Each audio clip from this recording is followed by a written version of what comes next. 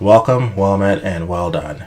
This is Bespoke Musings, a channel where I muse on topics expertly crafted, specially curated, and tailor-made just for you. We're in my collection room once again with this piece, an apron bestowing the gift of blacksmithing and fusion I picked up on my trip in Ivoire, a chain of islands, each with their own unique biomes. I encountered all manners of people here, and even managed to toss my lot in with a merc group, they call them chromas here, for a while. There was a strange girl I heard about who could, apparently, talk to phantoms, but I've heard she's made her way to another sea recently, which I'm dying to visit. Perhaps I'll go there soon. But you didn't come here to hear about my trip, you came to learn more about this artifact. So without further ado, let's talk about the Blacksmithing and Fusion System. The Blacksmithing and Fusion System are the two main components to progression in Phantom Brave, though there are a couple of other systems that weave into them to form a unified whole. In Phantom Brave, players are able to create a wide variety of phantoms, classes basically, after defeating them in battle, each with their own unique proficiencies and skills. Among these phantoms, there are a handful that provide functions in the hub area, which I'll dub facilities, after the term in the sequel. By accessing the Blacksmith facility, players are able to unlock skills in the game's wide variety of weapons and objects, as well as level them up. The Fusion facility, then, allows players to sacrifice these weapons and objects with each other or to units, making the ways to create and build units almost limitless. To better understand this system, let's start with the building blocks, phantoms, and items. 1. Phantoms and items. The vast potential of Phantom Brave's progression system starts with the skills learned from phantoms and items. In this game, there are a whopping total of 52 phantoms, 21 humanoids, and 31 monsters. This is even counting the main characters, Marona and Ash, as well as all the unlockable characters in the post-game. Each of these units has their own unique proficiency profile, as well as active skills they learn as they level up, and in some cases, passive skills they inherently start with. As previously mentioned, players unlock new phantoms by defeating them in battle, 1 for humanoids, 20 for monsters. While standard story stages will net you new phantoms as you progress through it, players can also enter random dungeons via the dungeon facility and use that to acquire phantoms earlier than you would via the story, or to nab dungeon exclusive phantoms. Items, the other building block, are just as numerous as phantoms, with them being able to be divided into 2 distinct types, weapons and objects. Within the weapon category, there are 7 broad weapon types, as well as 3 unique weapons. Among the standard 7 weapons, there are different ranks of weapons to be obtained in each category, with each having their own specific skill set. A stone axe and bronze axe, for example, are both axes, but the stone axe innately starts with the skills Smash and Mole Whack, and can unlock Burst and Power Combo, while the bronze axe starts with Smash and Power Combo, and can unlock the skills Burst, Gambit, and Cleave. In the case of books and staves, there are even different subcategories that also have ranked weapons, with a different skill set to be unlocked for each one. The 3 unique weapons are much simpler, however, each only being made up of 1 weapon that are an amalgamation of the skills found in 2 other weapon types.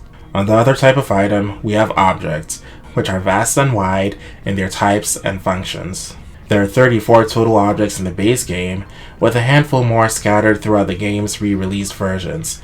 Some objects have different ranks similar to weapons, like the Dead Tree object, having 9 different ranks, each with their own distinct equip bonuses. Unlike weapons though, where each specific weapon only has its own bespoke skill sets to be unlocked, all objects have their entire skills in each type, so a rock you pick up in the first battle will have the same skills as a sacred rock you pick up in the last chapter.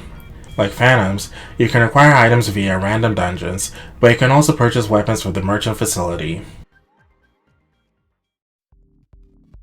2. Skills. The name of the game is Quantity in Phantom Brave, as you've seen regarding phantoms and items, and skills aren't exempt from that, numbering in the hundreds. Quality also isn't sacrificed in the name of quantity, and skills are diverse and unique in their function and properties, much more so than many RPGs out there, traditional strategy, classic, or modern. There are both active and passive skills, with active skills being found on both units and items, while passives are only found on units. Active skills are categorized into 7 different types, with units and items generally specializing in a couple of these. Witches, true to their archetype, are proficient with the magic and nature types, while rocks have skills from the physical, energy, and nature types. In addition to the skill types, another layer of complexity in this game is that all damaging moves can be based on each of the 6 stats of a character. So unlike most games that only base physical damage on strength and magic spells on intelligence, skills of Phantom Brave can also be based on defense, resistance, speed, and even the HP of a character. That's one of my most favorite things not only about this game, but also many other Nippon Ichi titles, because it allows all characters, no matter their stat profile, to be able to deal respectable amounts of damage, especially with the remove mechanic of the game's battle system, which only lets phantoms stick around for a number of turns after they've been summoned. One last layer to skills that is important to the subject of this video is that they can either be intrinsic or weapon-based. Intrinsic skills are skills that characters can use by themselves whenever they want, provided they have enough SP to use it, such as spells like Fire and Mega Thunder. Weapon-based skills, on the other hand, can only be used when a character is holding an item or lifting up another character, a mechanic in this game borrowed from its predecessor, Disgaea. Keep in mind, all intrinsic skills a unit has can also be used by the unit that lifts them up. Now, compared to active skills, passive skills are much fewer in number and less complex to understand. Unlike active skills that can be learned from many sources, passive skills are inherent to specific units and also don't get XP when they're used as active skills do, instead start at prefix levels. 3. Blacksmithing. Blacksmithing is the more basic and standard progression system of the two to be found in Phantom Brave.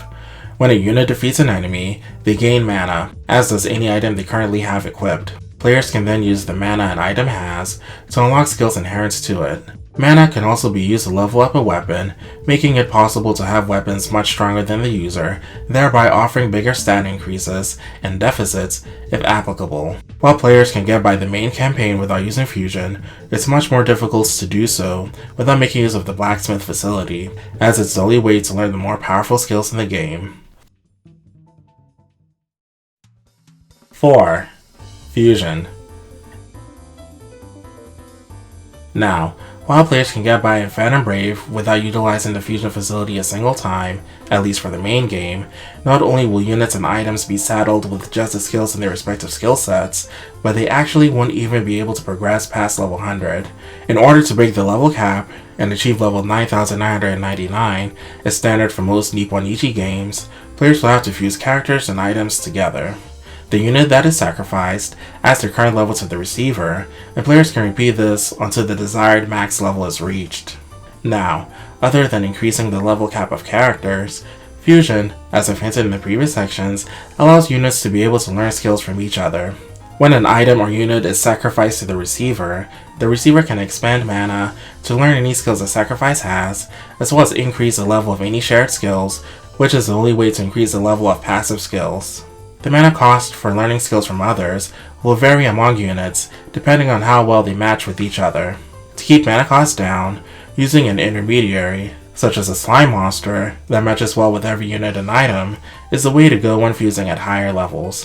When learning skills, an important thing to keep in mind are the difference between intrinsic and weapon-based skills. While units can learn every skill from weapons and objects, many of those skills are weapon-based, and as mentioned before, are only usable when the item or unit is being lifted.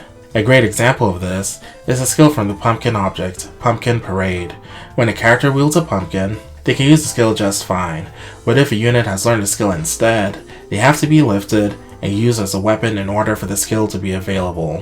While I love Phantom Brave and its robust progression system, I do wish that the difference between these types of skills were distinctly marked, because it can cause a headache to be able to recognize which skill is intrinsic and which ones are weapon-based. Finally, by using fusion, players are able to increase both the equipment ability and combined efficiency of items. When you fuse two items together, you can use mana to increase the receiving item's equipment and combined bonuses by 5% if the sacrificial item's equivalence traits are equal to or higher than the receiving item's own. For example, fusing a fish with a 70% bonus to attack to a phonograph that has a 10% boost to attack will result in the phonograph now giving a 15% bonus to attack. If you fuse enough fish to the phonograph for it to get to a 70% bonus to attack, you could fuse one more fish to it for it to get to a 75% bonus to attack, before the fish is no longer sufficient for an attack increase. If you have the mana and items to spare, it's entirely possible to create a super weapon that has the max amounts of equipment and confined bonuses to deal with any threats.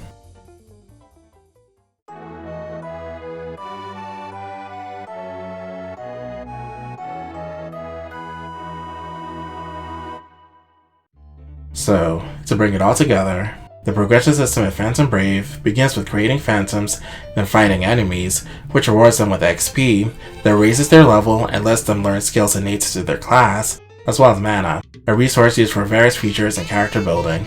If the unit is equipped with an item, the item also receives a portion of the mana. At the home base, players can access the Blacksmith facility to then use an item's mana to unlock skills. By accessing the fusion facility, players can sacrifice a unit or item by combining it with another, and expand mana to obtain the skills the sacrificed unit or item possessed, or to boost the efficacy of items. As you can imagine, with as many units, items, and skills with a bevy of properties in the game, the amount of ways to build characters is nigh endless. I played through this game many times, and every single time, I managed to build the main character, Marona, in several different ways. By default, Marona is a support-based character with high resistance and speed, whose primary purpose in battle is to summon phantoms and aid them from afar with her basic healing spells. In my first game, I leaned into this and gave her a healing staff to be as effective a healer as possible, and eventually fused her with staves to learn the higher tier healing spells. In subsequent games, I've built her as a speedster by making her primary weapon a weed, as a balanced unit wielding a vase for both res-based damage and heals, a pure res DPS wielding a driftwood to make use of her decent nature proficiency, and as a hybrid res speed DPS equipped with a vase fused with weed skills. And this is just one character, with me sticking to the same type of weapons across different playthroughs. I even used to build a merman as my avatar in the game and deck him out with water skills, my favorite elements, just for the fun of it. Like, character building in Phantom Brave is just one of the most enjoyable things to do, and the sheer amount of options, the flexibility, the customizability, all these contribute to why the Blacksmithing fusion system is my third favorite progression system among all games I've played. And honestly, outside of my personal preference, I legitimately think it's one of the best progression systems ever made. It's easy to understand, gives players a wide array of options, and it's unintrusive. You can use it as much or as little as you want, and still progress smoothly through the main campaign.